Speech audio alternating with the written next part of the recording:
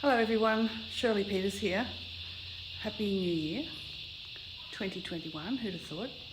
When I last left you, I had actually started building a chook house. So we'll wander over there and have a quick look at the chooks. Here is the chicken house.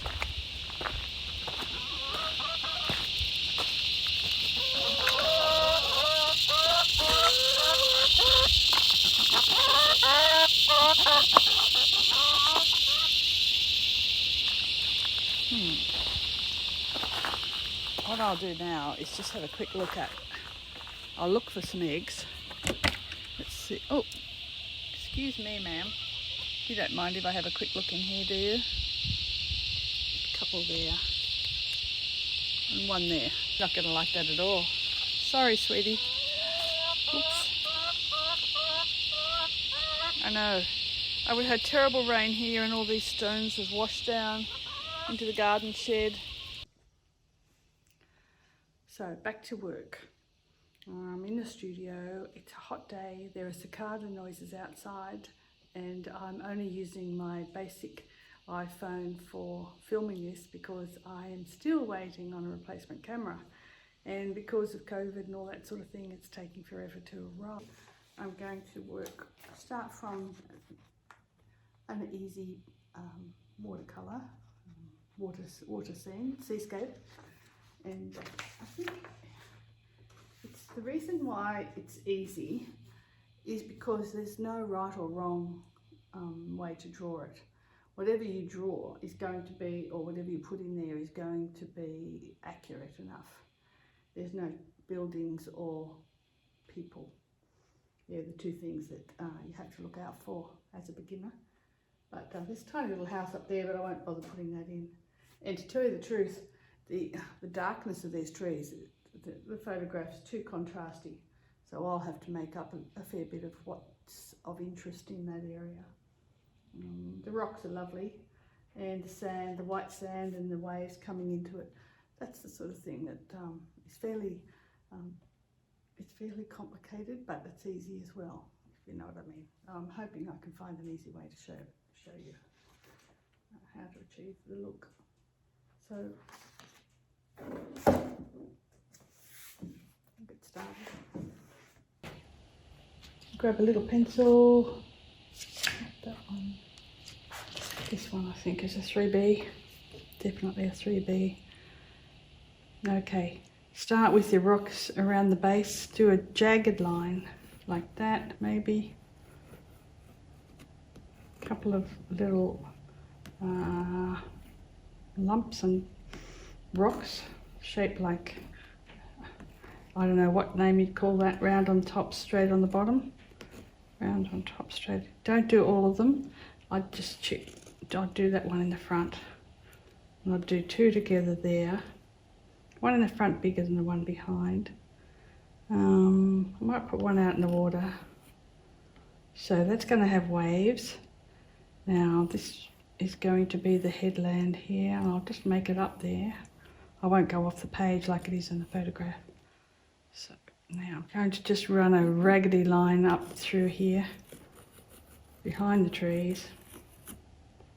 Going to do some bunches for the trees, so which is basically like round tops, straightish bottoms, overlapping, and then one by itself. A couple of smaller ones up the top, just like that. Don't put these trunks in yet, we'll do those later. Do one in the middle there. So they're like floaty clouds, but they're not, they're going to be trees. We've got a line up here that looks like it could be a road.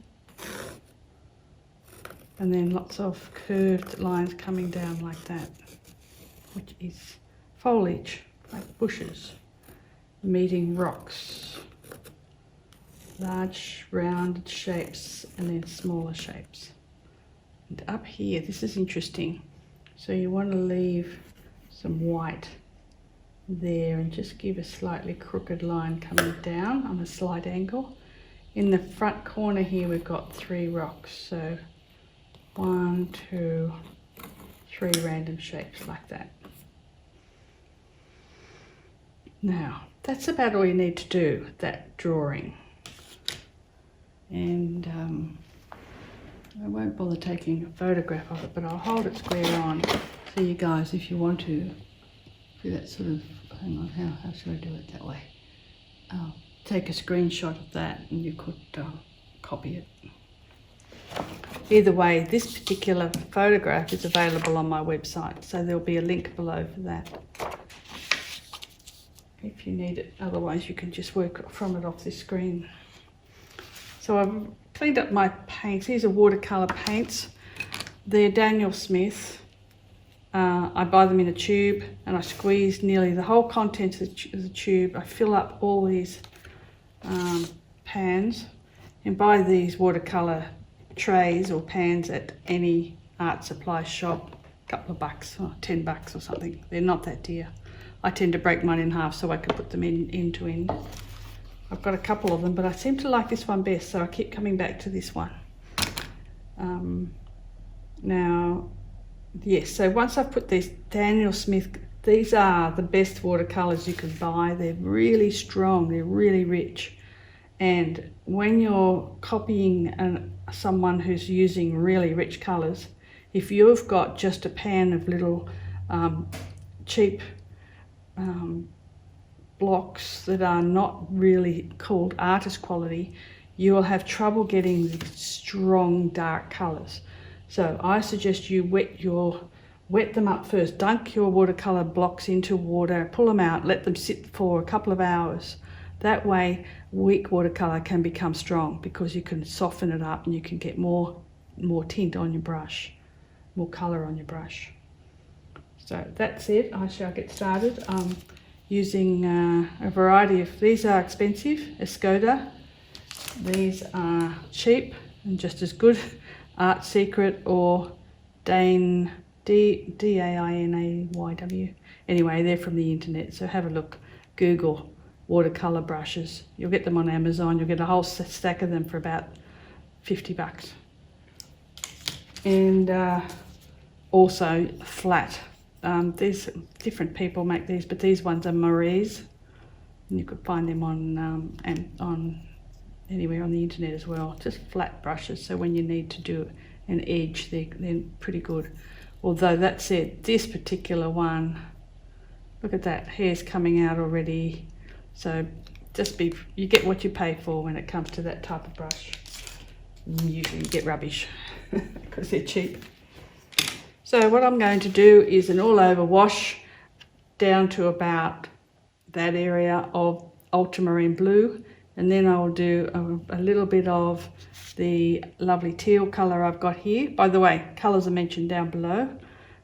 I might put them on the screen for people who are watching on TV. I've got a couple of those lovely teal blues. I'll use one of those in that area. And then, believe it or not, it comes down to a kind of, in this print anyway, down to a nice sort of purple mauve colour. So I'll put mauve at the bottom, and hopefully they'll join together. They'll blend together with the water. Nothing on this sand, I'll leave that white. This is in Tasmania. Sand in Tasmania is crystal white. Beautiful. So I've drawn my basic shapes. Brush is dirty from the previous. This is the thing with watercolour, you can be very lazy because you don't need to clean things up at the end of the day. You can be a little bit lazy.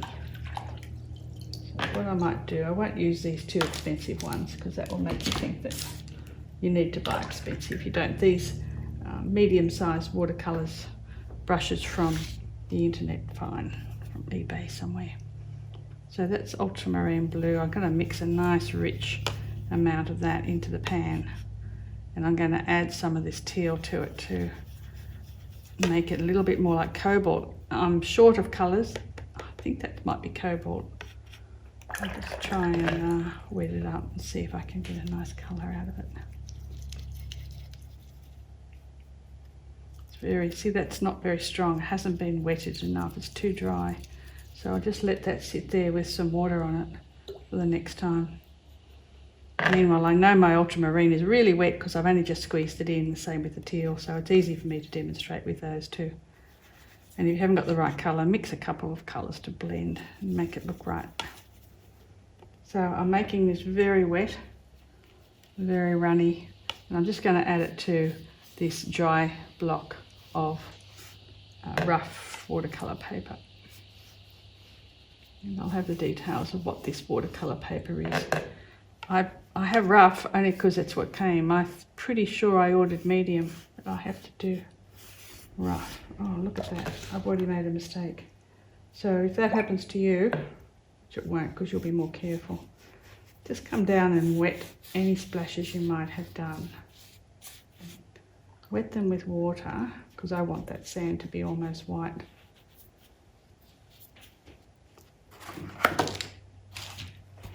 And on the whole, if it's not too stainy colour, some colours stain the paper and you can't wash them off. So I can get some tissue. Just give that a bit of a wipe over. That's nearly all gone. Okay, that's a rescue. Down here, there are some clouds in the sky behind here. I kind of think I might leave a bit of white there just to allow for those clouds. Kind of nice. Really pale towards the horizon there. Let the water go over the edge. Doesn't matter, I've got plain water coming off my brush now. Yep. Now I'll dig into this little bit of teal blue there. And I'm going to put that right at the bottom of that line that I drew. Take it right across to about there, about the halfway point. Wet my brush and then take it out that way. Now I want to do some horizontal lines with plain water. The bottom half of that, I need to blend it down to nothing. Blend it down to clear water. Now I'll grab a tiny bit of purple, which I think is there. Yep. I'll put it in another pan so I could see that what I've got. I'll add a touch of pink to it to make it a bit more purpley. And down here on the edge of these rocks, slightly dark underneath them. And then wash the brush. Now I'm going to put the rest of the area, fill the rest of the area with water, and just allow that purple to flow into my brush strokes. You could go right over those stones. You don't have to worry about those because we're going to put those in later. So this pretty purple, tiny bit more pink to it to make it prettier. Like that, in the foreground. And then wet brush, I keep washing it off, no colour on it almost, wet brush. Just join it up with plain water to what's above it. So then you've got the blue coming down to the purple. While it's still wet, I want to add a little bit more strength to those middle areas. So I'll go into slightly different colour. We could use the same teal blue, just make it stronger with the sky blue. Just do a couple of horizontal lines while it's wet. One, use the tip of the brush for another one, tip of the brush for another one. And that'll just do its own thing. Just go three fine lines and just let that green blend. I'll come back to that later, especially this area at the back. In fact, I could do it now and get that out of the way. I want to do the horizon, straight line, like that, and then lighten it up a little bit. Gee, I'm a bit wonky. Looking at it sideways, just keep going higher and higher until you get it right. There we go. I'll be coming over the top with rocks. Now this blue I'm going to blend, bring it down the edge. Actually, I might make it a bit stronger there. And then just tuck that blue up into that area where those rocks are going to sit. And then blend it down. So then you get a lovely ultramarine blue through to the teal blue through to a purple. And this here down the bottom, I might just clean up a little bit. And where there is, I'll make a grey, and to make a grey you sort of go a bit of blue and a bit of brown together. They cancel each other out and make a nice neutral tint. I'll make it a little bit browner than bluer in this case. And I'm going to just put in a line underneath some of these rocks. Just tap in a bit of darkness and just let it sit, not do anything to it. And that'll look like a reflection later on. Now let's go into this area, this what would you call it? I'm going to call it brown. So I'll mix up browns to start with and do some nice big strokes. Get that all done in one area like that. It's ultramarine. Touch into the water, but not too much. By the way, it's summer here, so this particular page is drying super fast. And if you're worried that yours might not be dry, oops, speak of the devil. If this happens to you, you're in deep poo-poo. So see what's happened there? I didn't wait for it to dry. I put the brown on. That's called a bleed. I'll show you how to fix it. It's not the end of the world. If it was a building or something like that, it could be quite a problem. So I'll just finish these rocks here. So I'm just doing some random shapes, mainly trying to keep to my drawing. Yeah, put some up the back there because they're going to be up into the,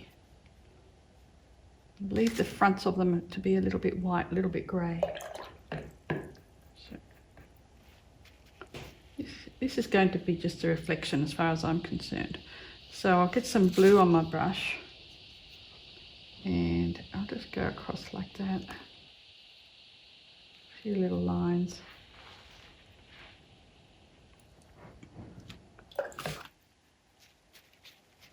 And then lighten that up. So you sort of put the blue on there to cancel out what was there before. It's cancelling out that brown. So, sucking it up. Oh, it's a bit sort of rough there. If you have any edges that are too sort of sharp, just go over them with a wet brush. Okay, so there you go. I've solved that little bloom, it's called. Kind of a weird name. Now I'm going to go for some green in the background, but it's going to be a very dark green, so I'll mix brown, blue to get almost to black, and then I'm going to throw a bit of yellow in it. Clean the brush before I dip it. As you can see, I've been pretty naughty there. I've been dipping into that yellow with dirty brush. So see how that looks, a beautiful green. So you don't want to get one of these pretty greens that come in the tube. You want to mix your own, and that make a dark brown, blue, grey colour, and then put yellow into that. So I'm going to put this across the back here and follow my line to a degree, probably make some new lines, and that one colour is going to go all the way across while that paper's still a bit wet. And you'll see, if you can look closely, I'll show you. It's bleeding up into the sky a touch, and I like that. I'd like to achieve that all over, but it probably won't happen because it's a bit drier on this side. So now I'm going to mix a touch of blue in with that and do the top edge in blue, more on the right hand side too, so that it looks like it's shadow. So each one of these lumps has a bit of blue on the right. I'll come out. That's a bit too smooth, so I'm coming out into the sky with some shapes using the edge of this. And these are obviously these bushes and trees. Once again, this dark bluey green colour. Perfect. Now, getting back to a bit more of the blue in there, and the brown, and the blue, and the brown. Nice and dark neutral. Throw in the yellow. just a touch of the yellow, that just warms it up a touch, makes it look greener. So I'm going to now paint in these shapes that are up here. Just a couple of strokes, heavy strokes, press your brush down hard and just let them sit there. Don't try and finesse and make them look neater or nice. One over there. Now we're going to go with a touch of purple now. We're going to get a dark purple. So that means you could start with that green colour you just had, or actually no, leave that. Go for another colour. Go blue, magenta. So there's a beautiful purple. Too beautiful. So throw a bit of brown in with that. Now throw a bit more blue into it. You know what? I'm going to put this purple over on the right hand side of these clumps of leaves that are sitting up in the sky. And that's going to provide a tiny bit of shadow. So across the bottom a little bit, and then on the right side. And then down into these bushes, I'm going to add random shapes. Can't tell from my photograph what's there, so in a way that's good. I'm just making it up. Now, I'm going to add a little bit more yellow to that purple colour and make a paler green like that, and that can sit quite thick. It's almost like a gouache. That can sit over the front of some of these shapes and add some, maybe a couple of more shapes. So the sun's catching those ones on the right, on the left side. Okay.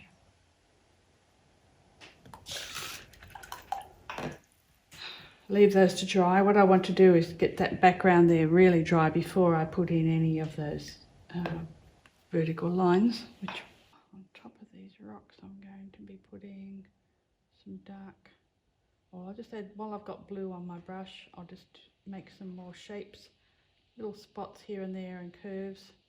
Think about like M's, N's, shapes like that. Just give you the feeling of rocks. I'm going to come over later with much darker brush and define those rocks. The ones that are down on the water's edge I'm going to go for, and even around here we need to darken that up, so I'll go the ultramarine, get these mixed up, burnt umber and ultramarine to try and get nice heavy edge. So that's kind of our black colour, and using the tip of the brush, and I put my little pinky down to hold it still, I'll just draw a line coming over from the top around the edge, not all the way, just here and there like that, leave some gaps, and then you can run your little thin part of the brush up every now and then into the area above. That will give you that rock feel. Follow the photograph really closely if you like, or you can take risks and just go for it. Every now and then I'll go out into the water a little bit like that. The idea is the dark is at the bottom of each rock so that it looks like it's round and sitting on the ground. And the dark is at the back as well, because the sun's getting low.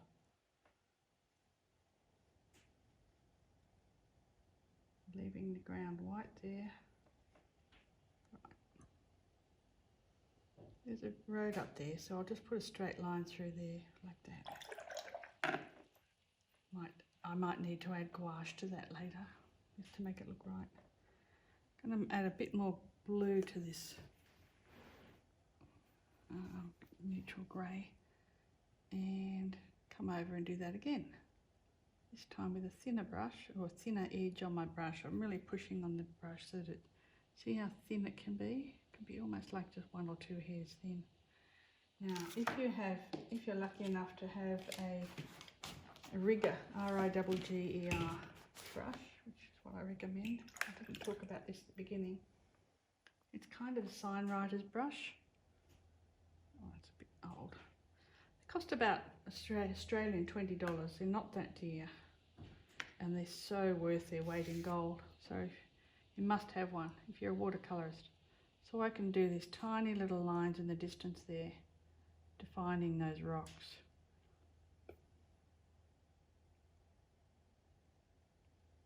And they're like the cracks. What I'm drawing is the cracks in the rocks themselves. They can go this way, I can go that way. Just adds that detail, that the thin line that your eye is looking for when you look at a painting like this. Now what I'm doing here is doing some big boulder strokes closer to, if I do a big curve like that, if I like it later on I might come and shade it in. So I'm making up these rocks. And they're smaller out there and they're bigger here, except for these babies that are in the water. So have to decide what to do there. I might add a few more. Actually what I'll do here is to make those rocks seem solid, I'll just use this type of watercolour brush. I've got a couple in the water like that, a couple in the sand.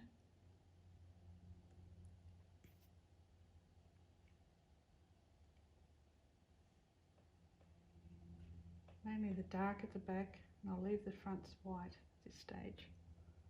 I might come back and colour them in. Now I'm making them a little bit too samey, so I've got to add two together or make one much bigger, like that. I'll make him a solid colour. I'll wet my brush and then I'll suck up the paint from the front of him. That makes it sort of feel like a curve. This one here I've lit too sharp an edge, so I've got a wet brush and I'll just touch the edges there, and that softens the edge, makes it look rounder. Alright.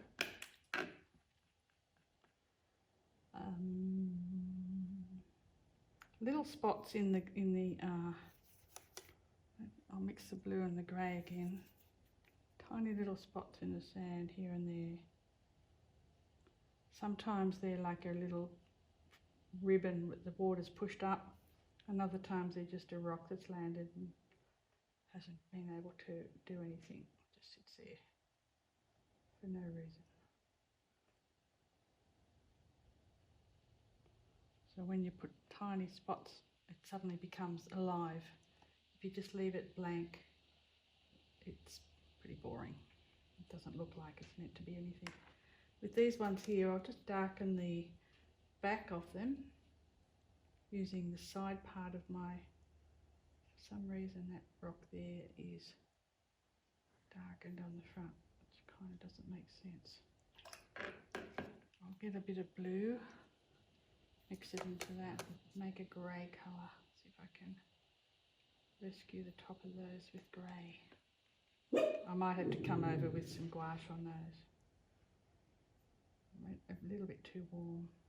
Doesn't matter because some of these other stones are quite warm too.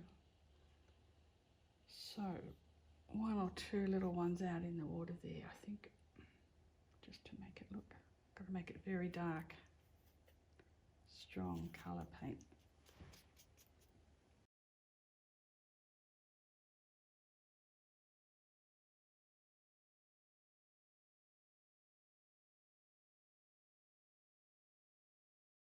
I can pick her, take out her barking. Here I go now. Just going to use the thin edge of this particular brush to put in some strong trunks coming down. Like that. Follow the picture, the photograph to a degree. You can have fun by adding your own. Very thin, they do have to be thin, that's the only thing. So these are the thickest ones there are. Now I shall go to the rigger and do the really thin ones. Make them converge in, so they come in towards, imagine they're growing up, you know, from a centre root ball. And those branches are all, they fan out at the top, but you want them to come back in as you're drawing them. So you've already got the thick lines down, so now you're going to be adding lots of little thin ones And I sometimes think to myself the letter Y. I try and do Y's everywhere, a little Y. And you can poke a few out the top. It's a very Aussie thing to do. And down into these bushes here, because the actual photograph for me is so poor, my printer's not very good. I'm just going to be making all that up. I've got no idea what's there. And that dark line I put in, I need to fix that. So how I fix that, by changing the top of it a little bit so that it's not straight across on top. Leave it straight across on the bottom, but darken some bits of the top so that, and then run it down around behind rocks maybe. And now I'm going to do the bottom half of it too. Okay. So one more fun thing to do. This is a very simplistic watercolour, but one more fun thing to do is to get some white on the brush. I'll make sure I've got a really clean.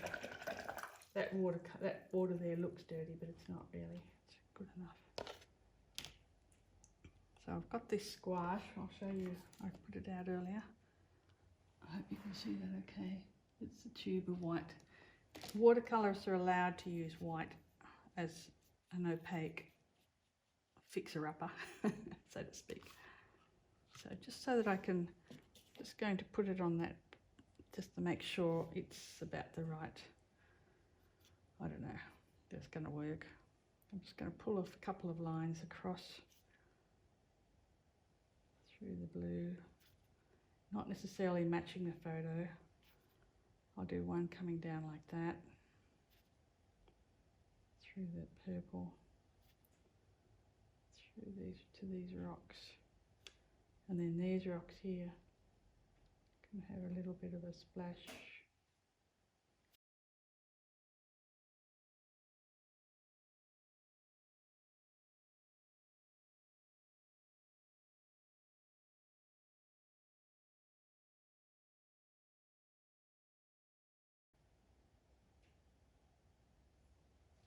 That's just water coming in, that's fine. While I'm here, I'm just going to touch a few. I'm going to make the white on my brush quite light. Just try it, yeah. So a little dry brush technique, and put a touch of white on top of these rocks going back. Just the front left side, little curved lines. Touch dot dot dot dot dot dot dot back there. Look, sameness about them. Rub it out if it goes like that. Now this white will fade away, and it won't be there for forever. It'll disappear. And sometimes I like to reverse. If I've got a black, what do you call it? Lines going into the trees, the branches.